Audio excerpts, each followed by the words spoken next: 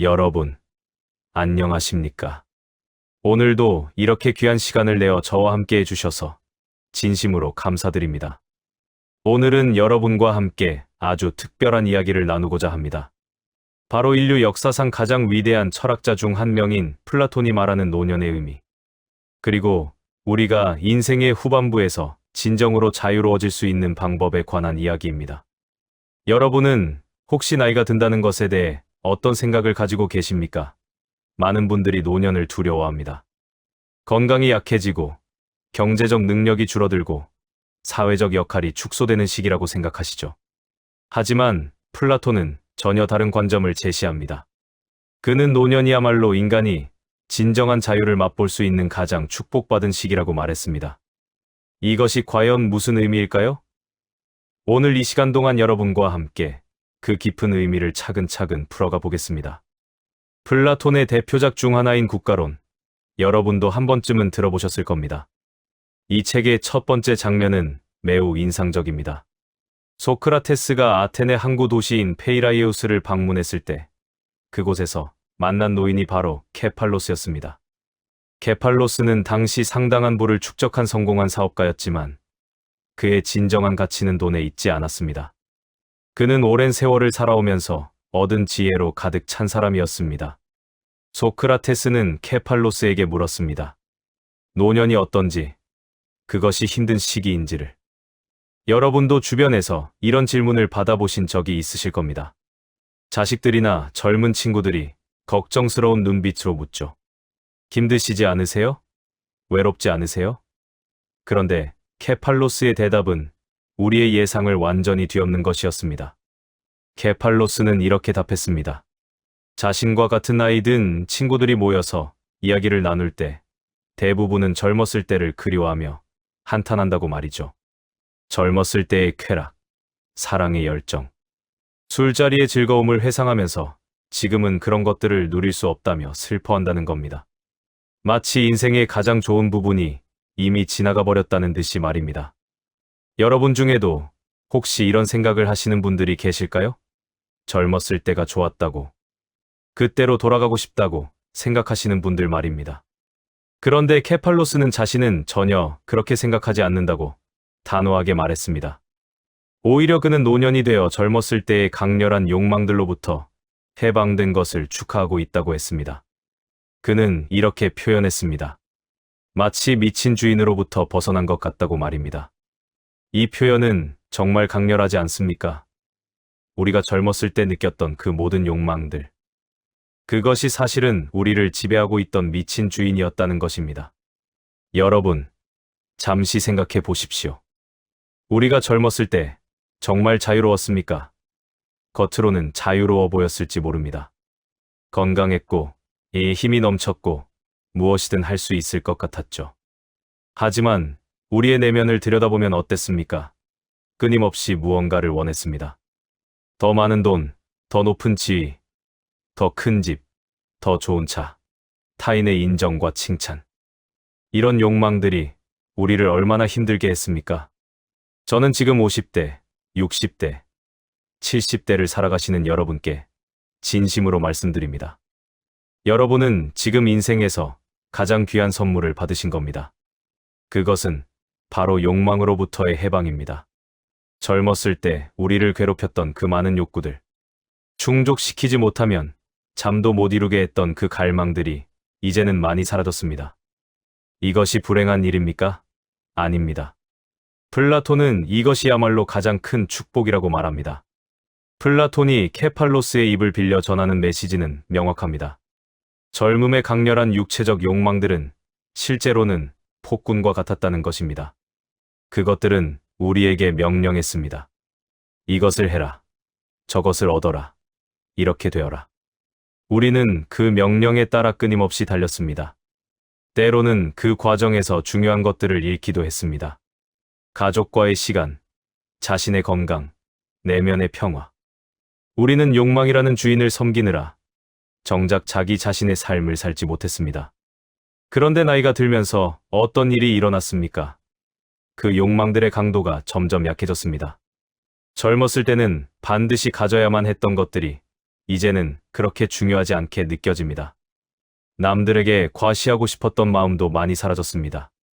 이것은 패배가 아닙니다. 이것은 진화입니다. 성숙입니다. 그리고 플라톤이 말하는 진정한 자유의 시작입니다. 케팔로스는 계속해서 말합니다. 노년에 이르러 가장 중요해지는 것은 평화와 자유라고 말입니다. 젊었을 때의 그 강렬한 욕망들이 사라지자 비로소 마음에 평화가 찾아왔다는 것입니다. 여러분, 이 평화가 무엇인지 아십니까? 이것은 단순히 조용한 상태를 의미하는 것이 아닙니다. 이것은 더 이상 무언가에 의해 끌려다니지 않는 상태입니다. 자기 자신의 주인이 된 상태입니다. 젊었을 때 우리는 끊임없이 뭔가에 쫓기며 살았습니다. 아침에 눈을 뜨면 해야 할 일들이 산더미처럼 쌓여 있었고, 이루어야 할 목표들이 우리를 압박했습니다. 경쟁에서 뒤처지면 안 된다는 두려움, 실패하면 어쩌나 하는 걱정, 다른 사람들의 시선에 대한 신경 쓰임. 이 모든 것이 우리를 지배했습니다. 하지만 지금은 어떻습니까? 물론 지금도 걱정이 있습니다. 건강에 대한 걱정, 경제적 안정에 대한 걱정, 자식들에 대한 걱정. 이런 걱정들이 완전히 사라진 것은 아닙니다. 하지만 그 성질이 다릅니다. 젊었을 때의 걱정은 대부분 욕망에서 비롯된 것이었습니다. 더 가지고 싶은데 가지지 못할까봐, 더 높이 올라가고 싶은데 그러지 못할까봐 걱정했습니다. 하지만 지금의 걱정은 더 실질적이고 지혜로운 걱정입니다. 그리고 무엇보다 우리는 이제 그 걱정을 다루는 방법을 압니다. 플라톤은 국가론에서 인간의 영혼을 세 부분으로 나눕니다. 이성의 부분, 기계의 부분, 그리고 욕망의 부분입니다. 젊었을 때는 욕망의 부분이 가장 강력합니다. 우리의 육체가 왕성하기 때문에 육체적 욕구도 강렬하고 그 욕구들이 우리의 결정을 지배합니다. 기계의 부분, 즉 명예욕이나 승부욕도 매우 강합니다. 남들보다 앞서고 싶고 인정받고 싶고 이기고 싶은 마음이 넘칩니다. 그런데 나이가 들면서 무슨 일이 일어납니까? 욕망의 부분이 약해집니다. 육체적 욕구가 줄어들고 명예욕도 많이 사라집니다. 그리고 상대적으로 이성의 부분이 강해집니다. 우리는 이제 더 명확하게 생각할 수 있습니다. 더 깊이 성찰할 수 있습니다. 무엇이 진정으로 중요한지, 무엇이 일시적인 것인지 구별할 수 있습니다. 이것이 바로 플라톤이 말하는 지혜의 시작입니다. 여러분께 질문 하나 드리겠습니다. 지금 여러분이 20대나 30대로 돌아갈 수 있다면 돌아가시겠습니까? 물론 건강한 몸을 되찾고 싶은 마음은 있을 겁니다. 하지만 그때의 그 혼란스러움, 그 불안함, 그 끝없는 갈망으로 돌아가고 싶으십니까? 아마 많은 분들이 망설이실 겁니다. 왜냐하면 지금 여러분이 가지고 계신 것, 그 지혜와 평화가 얼마나 귀한 것인지 알고 계시기 때문입니다. 플라톤은 또 다른 대화편인 파이드로스에서 욕망을 날개 달린 검은 말에 비유합니다. 이 검은 말은 강하고 격렬하며 제어하기 어렵습니다. 반면 이성은 마차를 모는 마부에 비유됩니다. 젊었을 때는 이 검은 말이 너무 강해서 마부가 제대로 통제할 수 없습니다. 말이 원하는 대로 마차가 끌려갑니다. 때로는 위험한 곳으로, 때로는 낭떠러지 끝으로 말입니다. 하지만 나이가 들면서 검은 말의 힘이 약해집니다. 그러면 마부가 비로소 제대로 마차를 몰 수 있게 됩니다. 이제 마차는 마부가 원하는 방향으로 갑니다. 안전하게, 지혜롭게, 목적지를 향해 나아갑니다. 이것이 노년의 축복입니다. 우리는 이제 우리 삶의 진정한 주인이 된 것입니다. 케팔로스가 소크라테스에게 한 말을 다시 한번 음미해 보겠습니다. 그는 젊은 시절의 육체적 쾌락으로부터 해방된 것을 기쁘게 생각한다고 했습니다. 그리고 이제 자신은 더 중요한 것들에 집중할 수 있게 되었다고 말했습니다. 그것은 무엇일까요? 바로 자신의 영혼, 자신의 내면, 그리고 정의로운 삶에 대한 성찰입니다. 여러분, 젊었을 때 우리는 얼마나 자주 자기 자신을 돌아볼 시간을 가졌습니까? 아마 거의 없었을 겁니다. 너무 바빴습니다. 일하고, 돈 벌고, 가정을 꾸리고, 아이들을 키우고, 사회적 관계를 유지하느라 정신없이 살았습니다. 가끔 조용한 시간이 생기면 피곤해서 그냥 잠들거나 텔레비전 앞에 앉아 멍하니 있었습니다. 진정한 의미의 성찰, 깊은 사유를 할 여유가 없었습니다. 하지만 지금은 다릅니다. 이제 우리에게는 시간이 있습니다. 그리고 무엇보다 우리에게는 성찰할 수 있는 능력이 생겼습니다. 플라톤은 철학이란 죽음을 연습하는 것이라고 말했습니다. 이 말이 처음 들으면 좀 무섭게 들릴 수 있습니다. 하지만 그 의미는 전혀 부정적이지 않습니다. 죽음을 연습한다는 것은 육체적인 것들로부터 점차 벗어나 영혼의 세계, 진리의 세계에 더 가까이 다가간다는 의미입니다. 젊었을 때 우리는 육체에 완전히 묶여 있었습니다. 배고프면 먹어야 했고, 피곤하면 자야 했고, 욕구가 생기면 충족시켜야 했습니다. 육체의 요구가 너무 강해서 다른 것들을 생각할 여유가 없었습니다. 하지만 나이가 들면서 육체의 요구가 약해집니다. 그리고 그 공간에 무엇이 들어옵니까? 바로 영혼의 목소리입니다. 이성의 소리입니다. 지혜의 속삭임입니다. 플라톤의 가장 유명한 비유 중 하나가 동굴의 비유입니다. 동굴 속에 갇혀 있는 사람들은 벽에 비친 그림자만을 보며 그것이 실제라고 믿습니다. 하지만 어느 날 한 사람이 동굴을 벗어나 밖으로 나갑니다.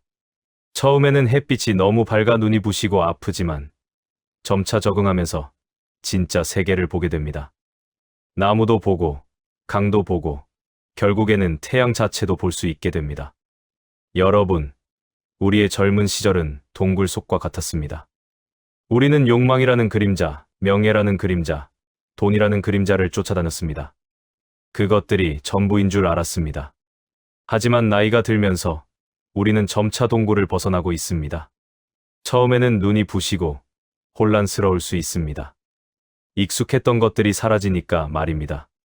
하지만 점차 적응하면서 우리는 진짜 세계를 보기 시작합니다. 무엇이 진정으로 중요한지, 무엇이 진짜 가치 있는 것인지 깨닫기 시작합니다. 그렇다면 플라톤이 말하는 진짜 세계, 진짜 가치란 무엇일까요? 그것은 바로 선, 진리, 아름다움, 그리고 정의입니다. 이것들은 눈에 보이지 않습니다. 손으로 만질 수도 없습니다. 하지만 이것들이야말로 가장 실제하는 것들입니다. 그리고 이런 것들을 이해하고 추구할 수 있는 능력이 바로 우리가 나이 들면서 얻게 되는 지혜입니다. 케팔로스는 소크라테스에게 또 다른 중요한 이야기를 합니다. 그는 나이가 들면서 죽음에 대해 생각하게 되었다고 말합니다. 젊었을 때는 죽음이 멀게만 느껴졌지만 이제는 가까이 있다는 것을 알게 되었다고 합니다. 그리고 그때부터 자신의 과거를 돌아보게 되었다고 말합니다. 혹시 잘못한 일은 없었는지, 누군가에게 해를 끼친 적은 없었는지, 부정의한 일을 한 적은 없었는지 말입니다. 여러분은 어떠십니까? 혹시 밤에 잠들기 전에 과거를 돌아보시지 않으십니까? 젊었을 때 했던 일들, 했던 말들, 했던 선택들을 생각하시지 않으십니까? 이것은 매우 자연스럽고 건강한 일입니다. 플라톤은 이것을 죽음을 대비하는 연습이라고 보았습니다. 우리가 이 세상을 떠나기 전에 우리의 삶을 정리하고 잘못된 것들을 바로잡고 평화로운 마음으로 떠날 준비를 하는 것입니다. 케팔로스는 이런 성찰을 통해 한 가지 중요한 깨달음을 얻었습니다. 그것은 바로 정의롭게 사는 것의 중요성입니다. 그는 평생 정직하게 사업을 했고 남을 속이거나 해치지 않으려고 노력했습니다. 물론 완벽하지는 않았을 겁니다. 실수도 했고 잘못도 저질렀을 것입니다. 하지만 그는 항상 올바르게 살려고 노력했습니다. 그리고 이제 노년에 이르러 그는 그런 삶이 얼마나 큰 평화를 가져다 주는지 깨달았습니다. 여러분 중에 혹시 과거의 한 일들 때문에 마음이 불편하신 분이 계십니까? 누군가에게 상처를 준 일, 부정직했던 일, 이기적이었던 선택들 말입니다. 플라톤은 이런 것들이 영혼의 상처를 남긴다고 말합니다. 그리고 그 상처는 육체의 상처보다 훨씬 오래 남고 더 깊은 고통을 줍니다. 반대로 올바르게 산 삶, 정의로웠던 행동들은 영혼의 평화를 가져다 줍니다. 노년이 주는 가장 큰 선물 중 하나는 바로 이런 성찰의 기회입니다. 우리는 이제 지나온 삶을 돌아보고 의미를 부여하고 필요하다면 화해하고 용서할 수 있는 시간을 가지게 됩니다.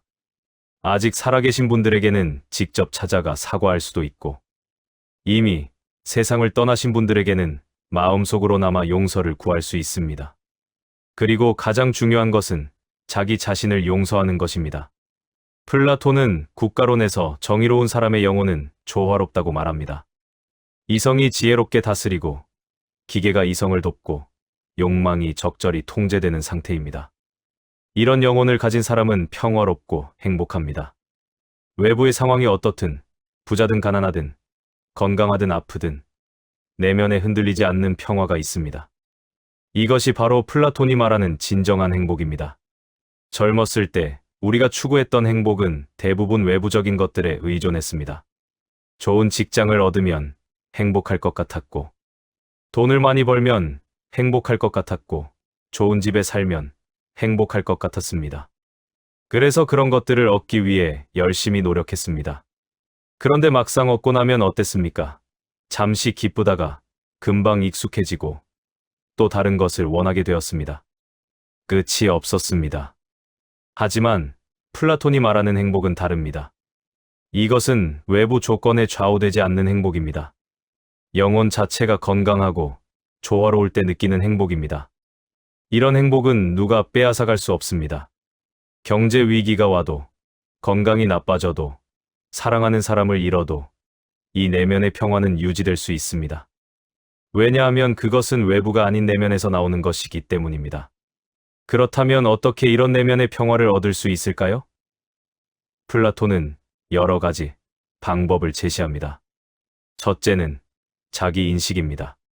소크라테스의 가장 유명한 말씀이 무엇입니까? 너 자신을 알라, 입니다. 우리는 평생 바깥 세상을 알려고 노력하지만 정작 자기 자신에 대해서는 잘 모릅니다. 나는 왜 이런 감정을 느끼는가? 나를 화나게 만드는 것은 무엇인가? 나를 두렵게 만드는 것은 무엇인가? 내가 진정으로 원하는 것은 무엇인가?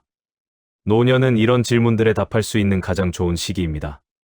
왜냐하면 이제 우리는 충분한 경험을 가지고 있고 성찰할 시간도 있고 무엇보다 욕망의 소음이 줄어들어서 자기 자신의 진짜 목소리를 들을 수 있기 때문입니다. 젊었을 때는 주변이 너무 시끄러웠습니다. 해야 할 일, 가야 할 곳, 만나야 할 사람들이 너무 많아서 자기 자신의 내면의 소리를 들을 수가 없었습니다. 하지만 지금은 조용합니다. 물론 이 조용함이 처음에는 불편할 수 있습니다. 평생 소음 속에서 살다가 갑자기 조용해지면 오히려 불안할 수 있습니다. 많은 노인분들이 외로움을 느끼는 이유가 여기 있습니다. 하지만 플라톤은 이 조용함을 두려워하지 말라고 말합니다. 오히려 이 조용함 속에서 우리는 진정한 자아를 만날 수 있다고 합니다. 둘째는 철학적 사유입니다. 플라톤에게 철학은 단순한 학문이 아니었습니다. 그것은 삶의 방식이었습니다. 철학한다는 것은 깊이 생각한다는 것입니다. 표면적인 것에 만족하지 않고 본질을 파고드는 것입니다. 왜 우리는 존재하는가? 선이란 무엇인가? 정의란 무엇인가? 아름다움이란 무엇인가? 사랑이란 무엇인가? 이런 근본적인 질문들에 대해 생각하는 것입니다. 여러분은 이런 질문들이 쓸모없다고 생각하실 수도 있습니다. 당장 먹고 사는데 무슨 도움이 되느냐고 말입니다. 하지만 플라톤은 이런 질문들이야말로 가장 중요하다고 말합니다. 왜냐하면 이런 질문들에 대한 답이 우리의 삶의 방향을 결정하기 때문입니다. 우리가 무엇을 선이라고 믿는지에 따라 우리의 선택이 달라집니다. 우리가 정의를 어떻게 이해하는지에 따라 우리의 행동이 달라집니다. 노년은 이런 철학적 사유를 하기에 가장 좋은 시기입니다. 우리는 이제 충분한 삶의 경험을 가지고 있어서 수상적인 개념들을 구체적인 예시와 연결시킬 수 있습니다. 젊었을 때 읽었던 책들을 다시 읽어보면 전혀 다르게 이해됩니다.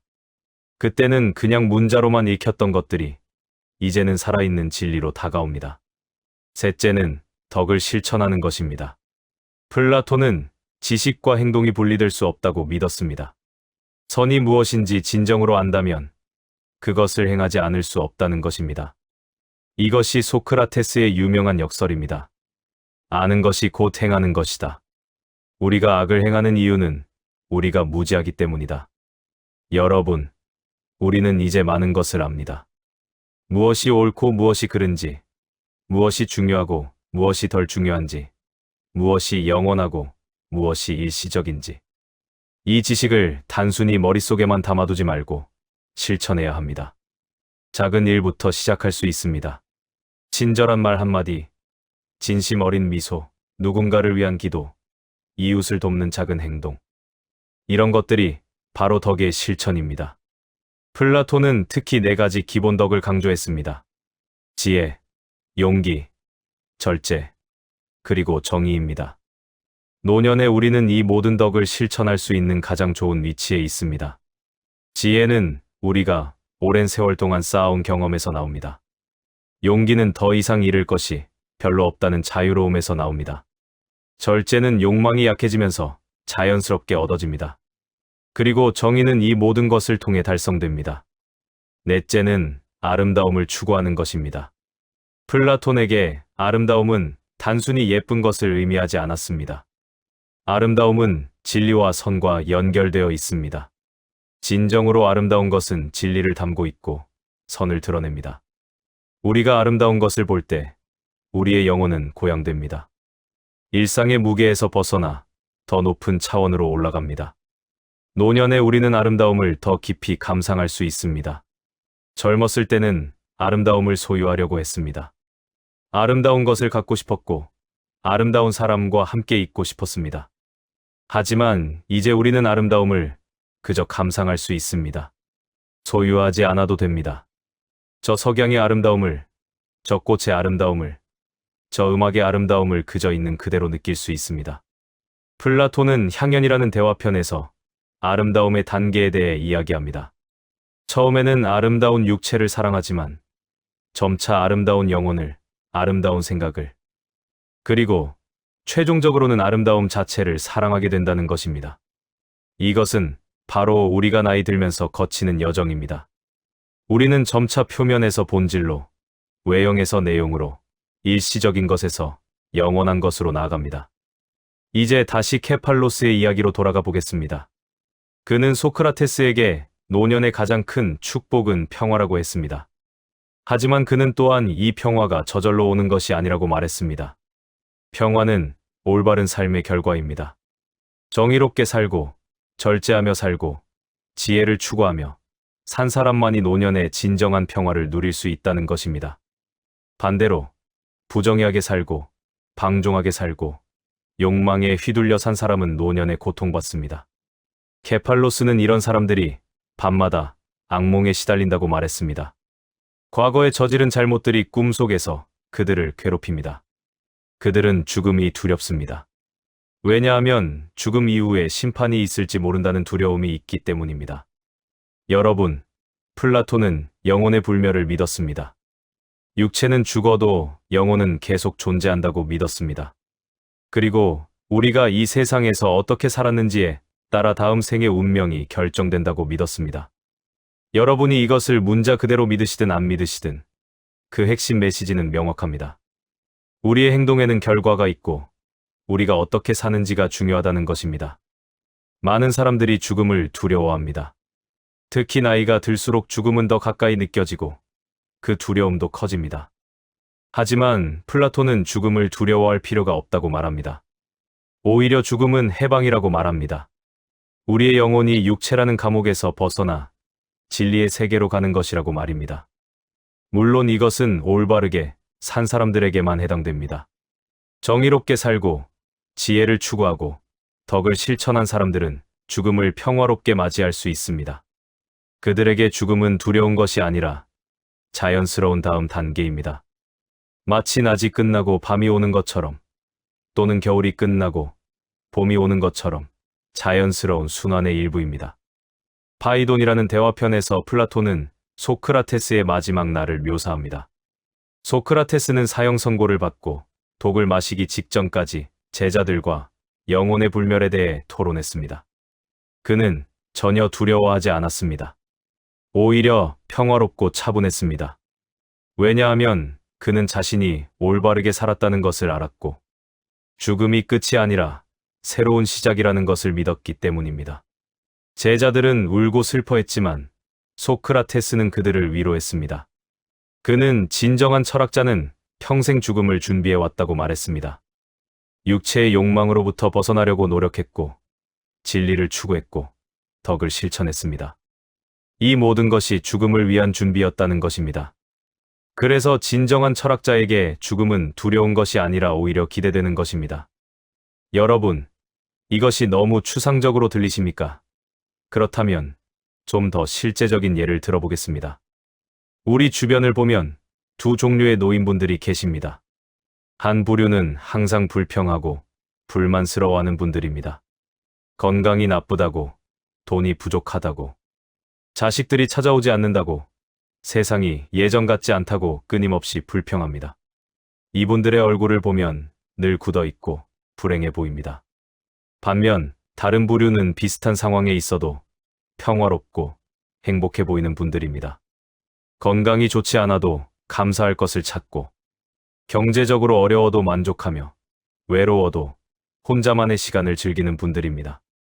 이분들의 얼굴을 보면 온화하고 지혜로워 보입니다. 무엇이 이 두 부류를 다르게 만들까요? 플라톤은 그 차이가 영혼의 상태에 있다고 말할 것입니다. 첫 번째 부류는 평생 외부적인 것들에 의존해서 행복을 찾았던 사람들입니다. 그런데 나이가 들면서 그런 외부적인 것들이 하나씩 사라지니까 불행해진 것입니다. 건강도 약해지고 돈도 줄어들고 사회적 지위도 없어지니까 행복할 수 없는 것입니다. 반면 두 번째 부류는 일찍부터 내면의 평화를 추구한 사람들입니다. 외부 조건이 좋을 때도 그것에 완전히 의존하지 않았고 항상 더 깊은 의미를 찾으려고 노력했습니다.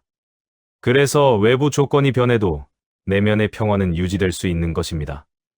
이것이 바로 플라톤이 말하는 철학적 삶의 결과입니다. 그렇다면 지금부터라도 늦지 않았습니까? 지금까지 외부적인 것들만 추구하며 살았다고 해도 지금부터라도 내면의 평화를 추구할 수 있지 않을까요?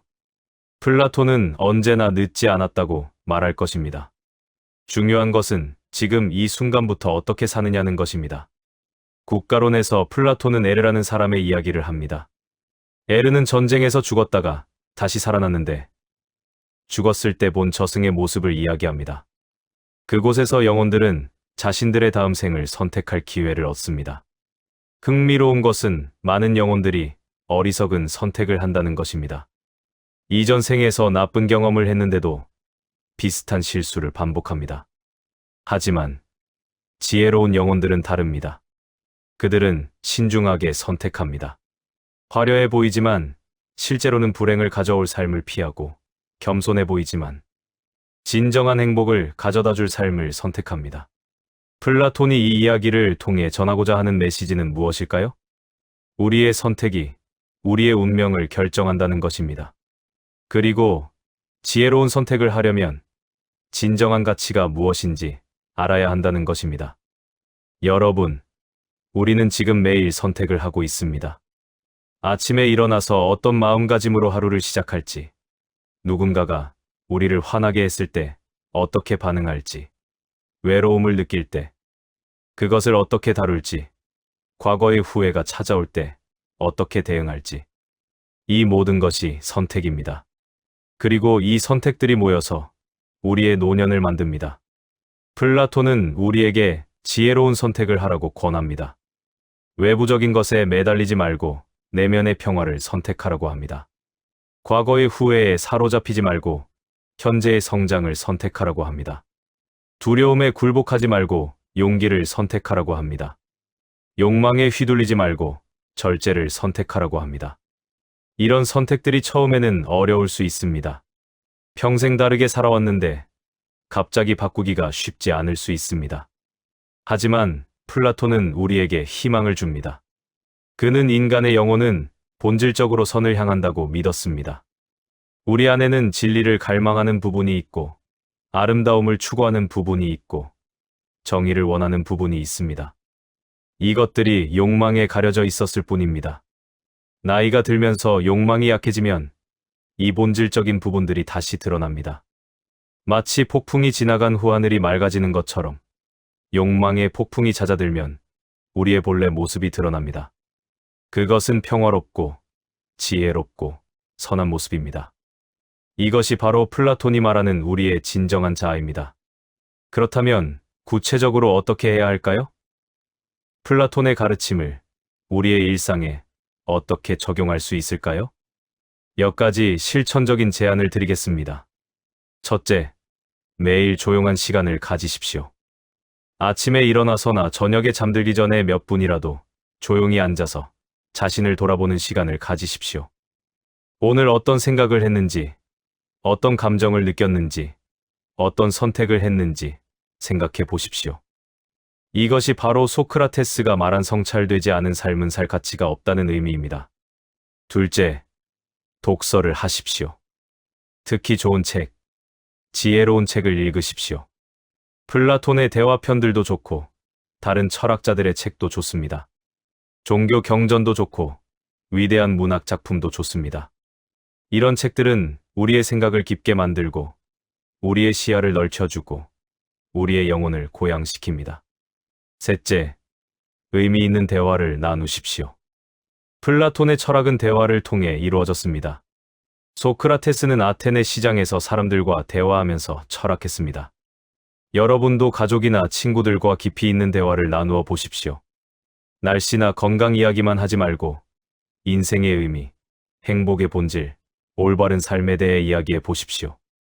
넷째, 아름다움을 추구하십시오.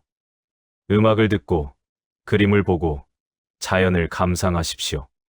이런 활동들이 쓸데없는 것처럼 보일 수 있지만 플라톤에게는 매우 중요한 것들이었습니다. 아름다움은 우리의 영혼을 진리로 이끕니다. 진정으로 아름다운 것을 경험할 때 우리는 일상의 무게에서 벗어나 더 높은 차원을 엿볼 수 있습니다. 다섯째, 타인에게 친절하십시오. 플라톤의 정의는 단순히 법을 지키는 것이 아니었습니다. 그것은 타인에게 그들이 받을 만한 것을 주는 것이었습니다. 작은 친절, 따뜻한 말, 진심 어린 관심. 이런 것들이 정의의 실천입니다.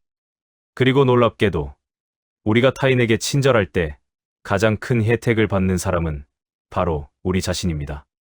여섯째, 용서하십시오. 자신을 용서하고 타인을 용서하십시오. 과거의 잘못에 매달리지 마십시오. 플라톤은 과거는 바꿀 수 없지만 그것을 바라보는 우리의 관점은 바꿀 수 있다고 말할 것입니다. 과거의 실수들은 우리를 괴롭히는 짐이 아니라 우리를 성장시킨 교훈으로 볼 수 있습니다. 일곱째, 감사하십시오. 여러분이 가진 것에 감사하십시오. 건강, 가족, 친구, 하루하루의 작은 기쁨들. 플라톤은 진정으로 부유한 사람은 많이 가진 사람이 아니라 적게 필요로 하는 사람이라고 말했습니다. 감사하는 마음은 우리의 필요를 줄이고 만족을 증가시킵니다. 여덟째, 배우십시오. 나이가 들었다고 해서 배움을 멈추지 마십시오. 플라톤은 배움에는 나이 제한이 없다고 믿었습니다. 오히려 나이가 들수록 더 깊이 배울 수 있습니다. 새로운 것을 배우는 것은 우리의 정신을 젊게 유지하고 우리의 삶에 의미를 부여합니다. 아홉째, 가르치십시오. 여러분이 평생 배운 지혜를 다음 세대와 나누십시오. 젊은 사람들에게 조언해주고 경험을 공유하고 본보기가 되어 주십시오. 플라톤은 교육을 매우 중요하게 생각했습니다. 그리고 가장 좋은 교육은 지혜로운 어른들의 본보기라고 믿었습니다.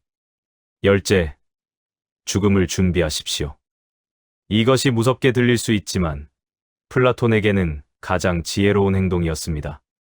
죽음을 준비한다는 것은 죽음을 기다린다는 의미가 아닙니다. 그것은 언제 죽더라도 후회 없이 살았다고 말할 수 있도록 매일을 의미 있게 사는 것입니다. 케팔로스는 이런 삶을 살았습니다.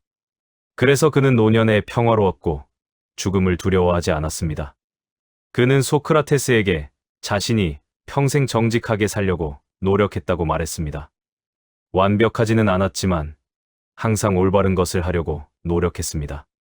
그리고 그 결과 그는 이제 마음의 평화를 누리고 있었습니다. 여러분, 우리에게도 이런 평화가 가능합니다. 나이가 많든 적든 부자든 가난하든 건강하든 아프든 상관없습니다. 진정한 평화는 외부 조건이 아니라 내면의 상태에서 옵니다. 그리고 그 내면의 상태는 우리의 선택과 노력으로 만들어집니다. 플라톤이 우리에게 전하는 메시지는 희망의 메시지입니다. 노년은 끝이 아니라 새로운 시작입니다. 욕망의 지배에서 벗어나 진정한 자유를 맛볼 수 있는 시기입니다. 표면적인 것에서 벗어나 본질을 볼 수 있는 시기입니다. 일시적인 것에서 벗어나 영원한 것을 추구할 수 있는 시기입니다. 여러분의 노년이 축복이 되기를 바랍니다. 두려움이 아니라 평화가, 후회가 아니라 감사가, 외로움이 아니라 내면의 풍요로움이 가득하기를 바랍니다. 플라톤의 지혜가 여러분의 삶의 빛이 되기를 바랍니다. 국가론의 마지막 부분에서 플라톤은 정의로운 사람과 부정의한 사람의 운명을 비교합니다. 그는 겉으로 보기에는 부정의한 사람이 더 성공한 것처럼 보일 수 있다고 인정합니다. 더 많은 돈을 벌고, 더 높은 지위에 오르고, 더 많은 쾌락을 누릴 수 있다고 말입니다. 하지만 영혼의 수준에서 보면 완전히 다릅니다. 부정의한 사람의 영혼은 혼란스럽고 병들어 있습니다. 이성이 욕망을 통제하지 못하고 각 부분이 서로 싸우고 있습니다. 이런 상태는 외부적으로는 성공해 보여도 내면적으로는 고통스럽습니다. 특히 나이가 들면서 이 고통은 더욱 심해집니다. 외부적인 성공도 점차 사라지고 건강도 나빠지면서 더 이상 쾌락을 추구할 수도 없게 됩니다. 그러면 남는 것은 텅 빈 느낌과 깊은 불안뿐입니다. 반면 정의로운 사람의 영혼은 조화롭고 건강합니다. 이성이 지혜롭게 다스리고 욕망이 적절히 통제되고 모든 부분이 함께 협력합니다. 이런 상태는 외부 조건과 관계없이 내면의 평화를 가져다 줍니다. 나이가 들면서 외부적인 것들이 사라져도 이 내면의 평화는 오히려 더 강해집니다. 왜냐하면 방해하는 것들이 줄어들기 때문입니다. 플라톤은 이것을 매우 생생한 비유로 설명합니다. 그는 정의로운 영혼을 건강한 몸에, 부정의한 영혼을 병든 몸에 비유합니다. 건강한 사람에게는 음식이 맛있고 잠이 달고 모든 것이 즐겁습니다. 반면 병든 사람에게는 가장 맛있는 음식도 쓰게 느껴지고 가장 편한 침대도 불편하고 모든 것이 고통스럽습니다. 마찬가지로 정의로운 영혼을 가진 사람에게는 삶의 모든 경험이 의미 있고 가치 있습니다. 작은 것에서도 기쁨을 찾고 어려움 속에서도 배움을 발견하고 평범한 순간에서도 아름다움을 느낍니다. 반면 부정의한 영혼을 가진 사람에게는 아무리 많은 것을 가져도 만족스럽지 않습니다. 항상 무언가가 부족하고 항상 더 원하고 항상 불안합니다. 여러분, 지금 여러분의 영혼은 어떤 상태입니까? 건강하고 조화로운 상태입니까? 아니면 혼란스럽고 불안한 상태입니까? 이 질문에 정직하게 답하는 것이 중요합니다. 왜냐하면 문제를 인식하는 것이 해결의 첫걸음이기 때문입니다. 만약 여러분의 영혼이 지금 혼란스럽고 불안하다면 절망하지 마십시오. 플라톤은 영혼을 치유할 수 있다고 믿었습니다. 몸이 병들면 약과 치료로 낫듯이 영혼이 병들면 철학과 덕의 실천으로 나을 수 있다고 믿었습니다. 시간이 걸릴 수 있습니다. 쉽지 않을 수 있습니다. 하지만 가능합니다.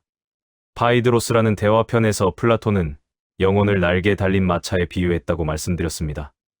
이 비유를 좀 더 자세히 살펴보겠습니다. 마차에는 두 마리의 말이 있습니다. 하나는 흰말로 고귀하고 절제되어 있습니다. 이것은 기계, 즉 명예와 용기를 상징합니다. 다른 하나는 검은 말로 거칠고 제어하기 어렵습니다. 이것은 욕망을 상징합니다. 그리고 마부가 있는데 이것은 이성을 상징합니다.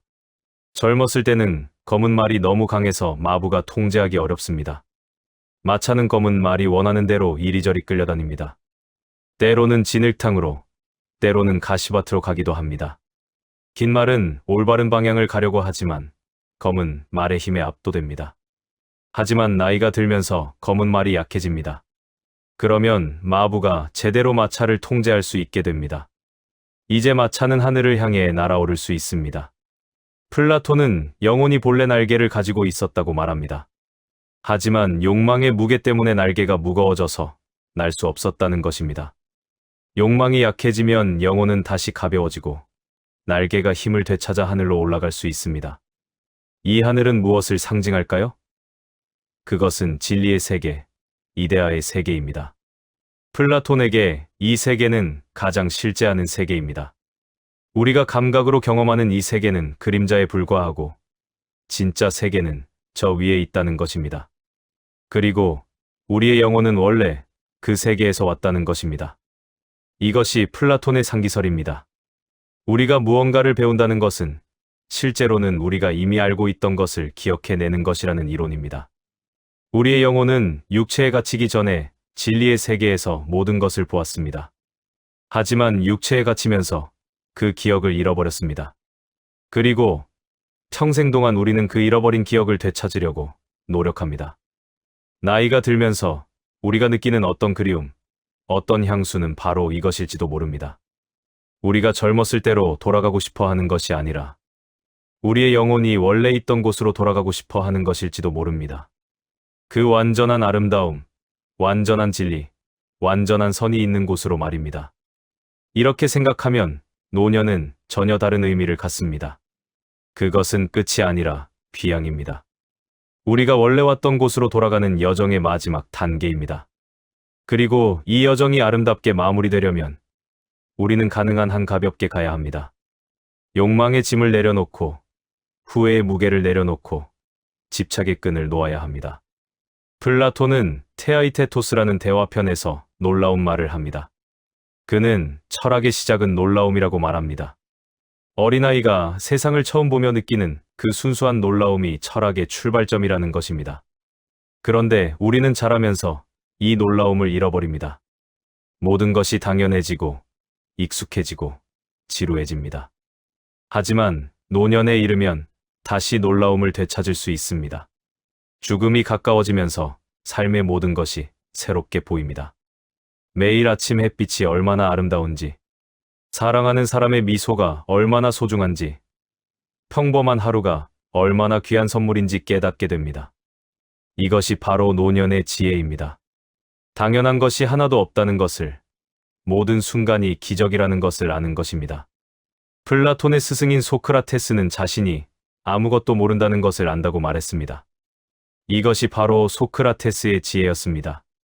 그는 자신의 무지를 인정했고, 그래서 항상 배우려는 자세를 가졌습니다.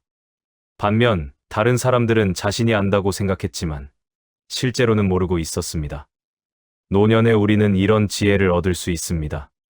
오랜 세월을 살아오면서 우리는 알면 알수록 모르는 것이 더 많다는 것을 깨닫습니다. 젊었을 때는 모든 것을 다 아는 것 같았지만 나이가 들수록 세상이 얼마나 복잡하고 신비로운지 알게 됩니다. 이 겸손함이야말로 진정한 지혜의 표시입니다. 그렇다면 우리는 무엇을 알 수 있을까요?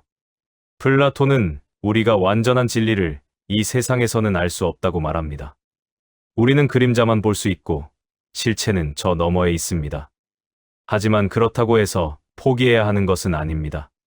우리는 계속 노력해야 합니다.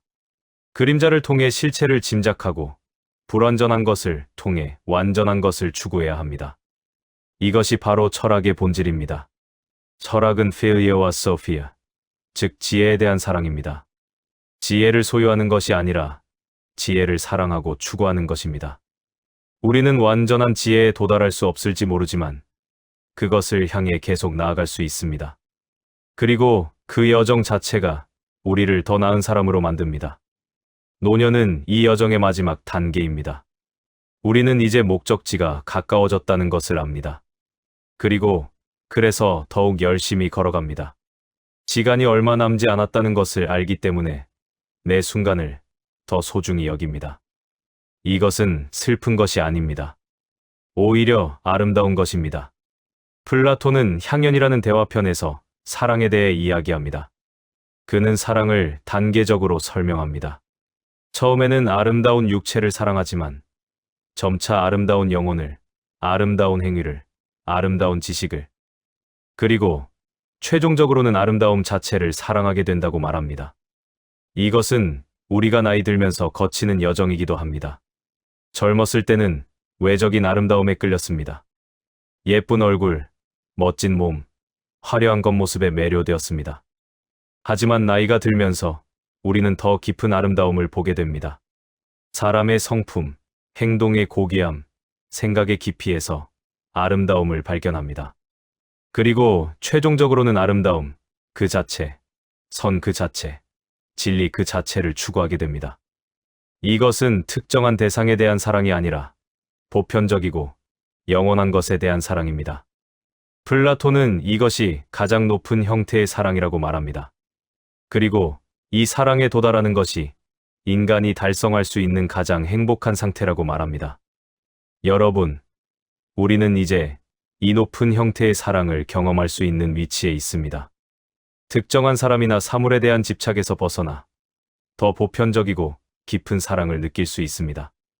모든 사람을 향한 자비로운 사랑, 모든 생명을 향한 연민, 존재 자체에 대한 감사. 이런 사랑은 우리를 자유롭게 하고 평화롭게 하고 행복하게 합니다. 이제 우리의 대화를 마무리할 시간입니다. 오늘 우리는 플라톤을 통해 노년의 의미를 탐구했습니다. 케팔로스의 지혜로운 말씀에서 시작해서 영혼의 본질, 욕망으로부터의 해방, 죽음에 대한 준비, 그리고 진정한 행복의 의미까지 함께 생각해 보았습니다. 플라톤의 메시지는 명확합니다. 노년은 저주가 아니라 축복입니다. 그것은 우리가 진정한 자유를 맛볼 수 있는 시기이고, 깊은 지혜를 얻을 수 있는 시기이고, 영혼의 평화를 누릴 수 있는 시기입니다. 단, 우리가 올바른 선택을 한다면 말입니다. 그 선택은 매일 우리 앞에 놓여 있습니다. 과거의 후회에 매달릴 것인가? 아니면 현재의 성장을 선택할 것인가? 외로움에 빠질 것인가? 아니면 내면의 풍요로움을 발견할 것인가? 두려움에 굴복할 것인가? 아니면 용기를 가질 것인가? 욕망에 휘둘릴 것인가? 아니면 자유를 선택할 것인가? 여러분은 이미 인생의 대부분을 살아오셨습니다. 많은 것을 경험하셨고, 많은 것을 배우셨고, 많은 것을 이루셨습니다. 이제 남은 시간을 어떻게 보내실 것입니까? 플라톤은 우리에게 그 시간을 가장 의미 있게, 가장 아름답게, 가장 지혜롭게 보내라고 권합니다. 여러분의 영혼을 돌보십시오. 그것은 여러분의 가장 소중한 자산입니다. 육체는 약해질 수 있지만 영혼은 오히려 강해질 수 있습니다. 외적인 것들은 사라질 수 있지만 내적인 평화는 영원할 수 있습니다. 철학하십시오. 깊이 생각하시고 넓게 보시고 본질을 추구하십시오. 표면적인 것에 속지 마시고 진정으로 중요한 것이 무엇인지 분별하십시오. 덕을 실천하십시오. 지혜롭게 살고 용기 있게 살고 절제하며 살고 정의롭게 사십시오. 이런 삶이 여러분에게 평화를 가져다 줄 것입니다. 사랑하십시오. 특정한 사람이나 사물에 대한 집착이 아니라 보편적이고 무조건적인 사랑을 실천하십시오. 이런 사랑이 여러분을 자유롭게 할 것입니다. 그리고 죽음을 두려워하지 마십시오. 그것은 끝이 아니라 변화입니다. 해방입니다. 귀향입니다. 올바르게 산 사람에게 죽음은 평화로운 휴식입니다. 케팔로스는 자신의 노년이 평화롭다고 말했습니다. 여러분의 노년도 평화롭기를 바랍니다. 여러분이 매일 아침 감사하며 일어나고 매일 저녁 만족하며 잠들기를 바랍니다. 여러분이 과거를 후회 없이 돌아보고 현재를 충만하게 살고 미래를 두려움 없이 맞이하기를 바랍니다. 플라톤의 지혜가 여러분의 삶의 빛이 되기를 바랍니다. 그의 가르침이 여러분을 진리로, 선으로, 아름다움으로 이끌기를 바랍니다. 그리고 여러분의 영혼이 날개를 펴고 하늘을 향해 날아오르기를 바랍니다. 긴 시간 동안 함께 해주셔서 진심으로 감사드립니다.